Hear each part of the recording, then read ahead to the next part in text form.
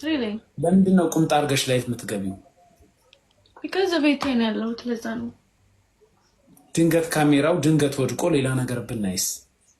እንዴ ለምን ታያለህ? ቁምጣ ደግሞ ውጭ ኖርማሊ ይደረግልህ እንዴ? አንተ ሾርት አታረግም? ውጭ ስትወጣ ሾርት አረጋለሁ። የወንድ ልጅ ችግር የለውም፣ ግን የአበሻ ሴቶች ሾርት ብዙ ጊዜ አያረጉም ብዬ ነው። ኖ ያደርጋሉ። አይ ደመሰለሽ የፋትማን ቡችላን ታውቂያለሽ? የፋትማን ውሻ ፋትማን ደንስ የአብዛኛው የኢትዮጵያ ሴቶች ሙሙ እሱ ነው የስለው እና ቁምጣ ካረጉ በጎን ሊወጣ ይችላል እንዲህ ብሎ እና አይደፍሩም። አውቀሽዋል? ግን ቡችላውን ይሄ ምንድን ነበር የሚባለው? ስሙ ምንድን ነው የሚባለው? ጎስት የውሻው ዝርያ ብሪዱ ምንድን ነበር የሚባለው? ይሄ አፉ ቆይ ላሳይሽ። ውሻውን ጎግል ላይ አውቃለሁ። ወፍራም አይደል?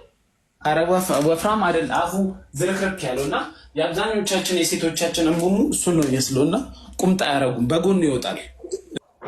ሰርች እያደረግሽው ነው አይደለም?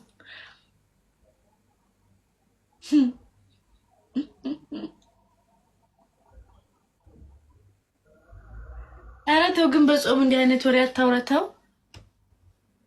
አይ ጾም ምናምን ሳይሆን የምሬ ነው። የአብዛኞቹ የአበሻ ሴቶች ሙሙ ይህን ነው ይመስለው እና ቁምጣ ሲያደርጉ በጎን ይወጣል። ምንም ችግር የለውም እኮ ውሻ አይነት እኮ ነው እያሳየሁሽ ያለሁት። ምን አሳፈር? አይተሽዋል? ውሻውን ሀሳብን ያሳፈረኝ እንጂ ውሻው አይደለም እንዴ። ግን ዋሻው ልክ አይደለም። አንቺ አሁን ጂም እንትን ሳውና ባዝ ምናምን ከሰው ጋር ገብተሽ አታውቂም? ከጓደኞችሽ ጋር?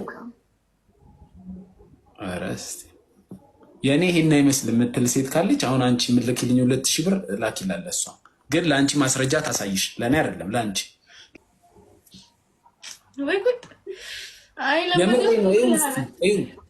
የሆነ የመጣብሽ ነገር የለም ፊትሽ ላይ?